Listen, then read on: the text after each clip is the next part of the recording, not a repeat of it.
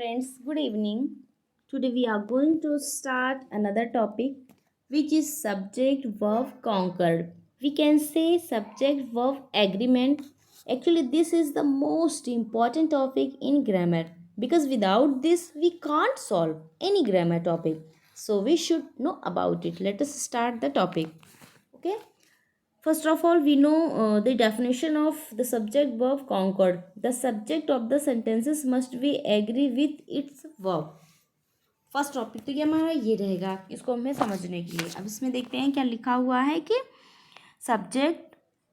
Subject verb concord refers to a set of rules that defines a grammatically correct and meaningful sentence.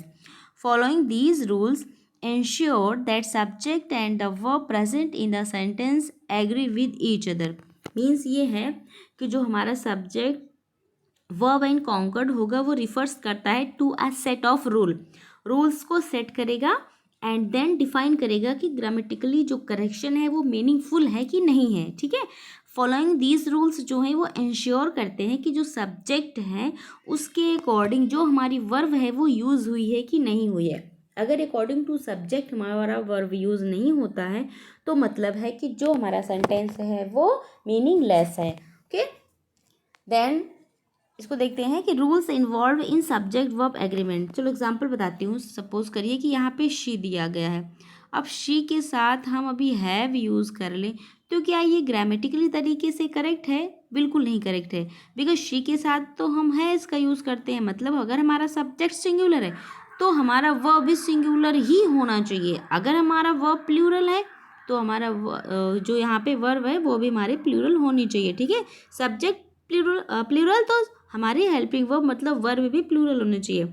और अगर हमारा subject singular है तो verb भी हमारी कैसे होनी चाहिए? सिंगुलर होनी चाहिए। बस इतनी सी ही बात है इसमें। ओके, देखते हैं द बेसिक रूल्स। यहाँ इस वाली लाइन में देखिए, the basic rule is singular subject. Basic rule क्या है? अगर हमारा सब्जेक्ट सिंगुलर है तो हमारी वर्ब भी कैसी होगी? सिंगुलर होगी। अगर जो हमारा वर्ब वो जो सब्जेक्ट हमारा प्लूरल है तो हमारा जो वर्ब है वो भी हमारा वर्ब भी प्लूरल ही होगा। देखिए यहाँ पे when we make a sentence we tell something about a person or a thing.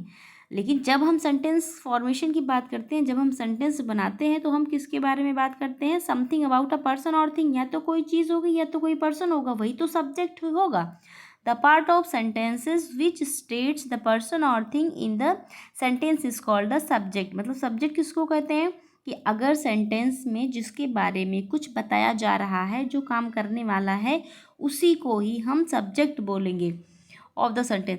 And the यहाँ पे लिखा है and the para which gives us more information about the subject is called predicate of the sentence। और उसके बाद जो other sentences में लिखा हुआ होगा, जो अदर इंफॉर्मेशन देगा वो हमारा हो जाएगा प्रेडिकेट। सब्जेक्ट एंड प्रेडिकेट तो पढ़ा है हम लोगों ने, इसीलिए हमें ये समझ में जल्दी से आ जाएगा। ठीक है, यहाँ पे देखिए singular according to subject verb भी हमारी यूज़ होगी। देखिए सिंगुलर सब्जेक्ट क्या है? अ बुक, एन एग और अ की। ठीक है, ऐसे प्लूरल में क्या आ जाएगा? Women, boys and flowers. ये जो चीज़ें हैं, ये जो सब्जेक्ट है वो हमारा प्लूरल है।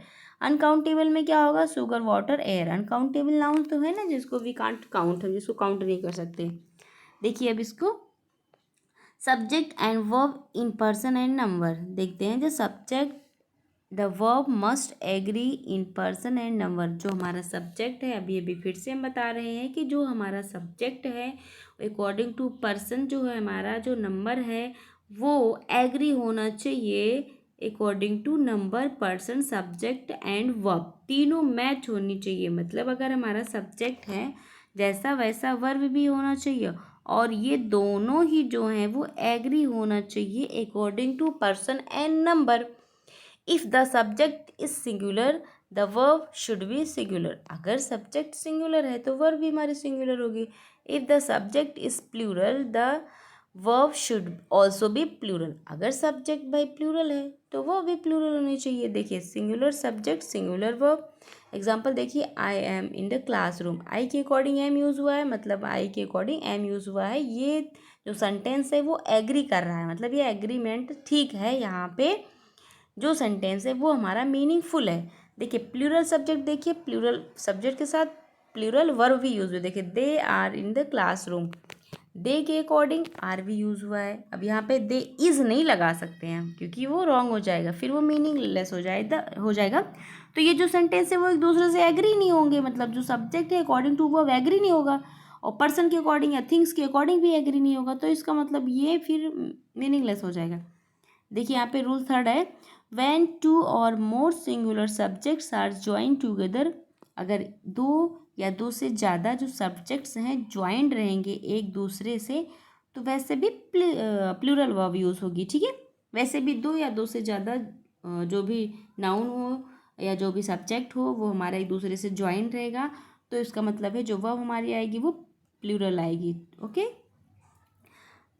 एग्जाम्पल देखिए, Mrs and Mr Gupta are going to market. देखो मिसेस अलग है, मिस्टर अलग है, तो एंड से जो ज्वाइन हुआ है तो ये टू पर्सन हो गए, इसके लिए यहाँ पर आर का यूज़ हुआ है, आर ये प्लूरल वर्ब है। ठीक है, अब यहाँ पे देखिए फोर्थ नंबर पे, when two subject together express one idea, अगर जो सब्जेक्ट टू सब्जेक्ट हैं अगर वो एक्सप्रेस कर रहे हैं एक ही आइडिया को, तो सिंगुलर वर्ब यूज़ होगी। यहाँ पे सेंटेंस के सेंस पे भी ध्यान देना है कि मीनिंग क्या निकल रही है। देखिए व्हेन टू सब्जेक्ट टुगेदर, अगर दो सब्जेक्ट तो हैं, ऊपर वाले में लिखा था दो सब्जेक्ट होंगे तो प्लूरल होंगे, बट यहाँ पे देखना है कि अगर दो सब्जेक्ट हैं और दोनों की जो एक्सप्रेस क्या कर रहे हैं, एक ही आइडिया को ही एक्सप्रेस कर रहे हैं, तो इसका मतलब जो वर्ब हमारी होगी वो सिंगुलर वर्ब यूज़ होगी। ठीक है, फॉर एग्जाम्पल यहाँ पे देखिए, earning your bread and butter is essential for living. ठीक है, ब्रेड एंड बटर दोनों एक साथ ही यूज़ होते हैं, bread and butter is my favourite food. ठीक है, ऐसा भी कर सकते हैं, तो यहाँ पे दोनों एक ही साथ यूज़ होंगे, इनको अलग नहीं किया जा सकता। जैसे राइस एंड करी इज़ माई फेवरेट फूड, तो ये भी दोनों साथ में रहेंगे, इनको बोलते हैं पेयरिंग वर्ड्स। जो वर्ड पेयरिंग में रहेंगे, पेयर में रहेंगे, उनके लिए एंड से तो जुड़े हैं, इसका मतलब नहीं है कि एंड से जुड़े हैं तो ब्रेड अलग हो जाएगा बटर अलग हो जाएगा, तो ये दोनों हमारे क्या हो जाएंगे, प्लूरल हो जाएंगे। नो नो, दोनों पेयरिंग वर्ड हैं, दोनों एक साथ आएंगे, bread and butter is my favourite dish. अब यहाँ पे आ जाएगा करी एंड राइस, यानी दाल एंड राइस, ऐसे भी आ सकता है, तो ये पेयरिंग वर्ड होते हैं, एक साथ में यूज़ होते हैं, तो इसके लिए भी जो वर्ब होगी वो हमारी सिंगुलर यूज़ होगी। ठीक है, नेक्स्ट फिर से देखते हैं, नाउन्स दैट अपीयर प्लूरल, ऐसे नाउन होते हैं जो देखने में तो बहुत ही ज़्यादा लगते हैं कि हाँ ये प्लूरल है। ठीक है, बट ये क्या होते हैं, treated as singular, use a singular verb, देखने में तो प्लूरल लगेंगे बट ये होते कैसे हैं, ये होते हैं सिंगुलर। फॉर एग्जाम्पल यहाँ पे दिया गया है, यहाँ पे economics is my favourite subject.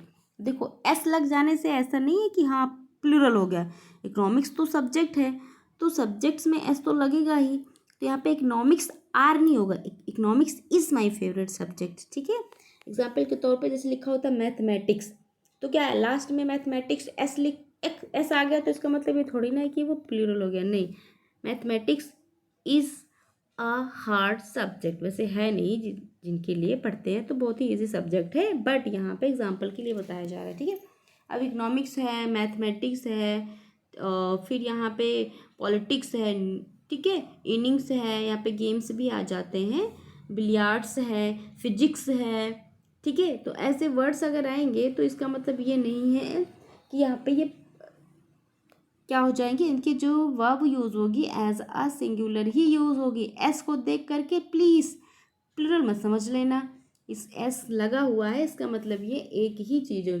कैसे होते हैं, some nouns looks like plural, देखने में तो हाँ पक्का लगेंगे कि ये प्लूरल है, but they are singular form, लेकिन ये होते हैं सिंगुलर फॉर्म में, देखने में लगते हैं कि ये प्लूरल हैं। इसी के अंदर न्यूज़ भी आता है, न्यूज़ देखने में भाई लगता है कि भाई प्लूरल है, बहुत सारी न्यूज़ आती हैं, न्यूज़ेस आती हैं, बट ये न्यूज़ जो होते हैं वो इसके लिए जो वर्ब होगी वो सिंगुलर यूज़ होगी। ठीक है, the first innings as over, तो जो फर्स्ट इनिंग्स होती है एज ओवर, ठीक है, तो इसके लिए भी सिंगुलर का ही यूज़ होगा, सिंगुलर वर्ब का ही यूज़ होगा। क्लियर। 6 देखते हैं, everybody, somebody, nobody, anybody and anyone take a singular verb.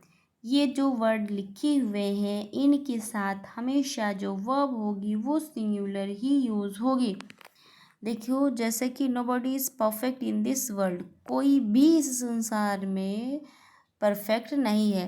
तो अब ऐसा लग रहा है कि कोई भी संसार में परफेक्ट नहीं है, इसका मतलब ये है कि यहाँ पे दिखाया जा रहा है कि सारे लोगों की बातें हो रही है, बस सब लोगों की बातें नहीं हो रही, यहाँ पे सिंगुलर ही वर्ब यूज़ होगा।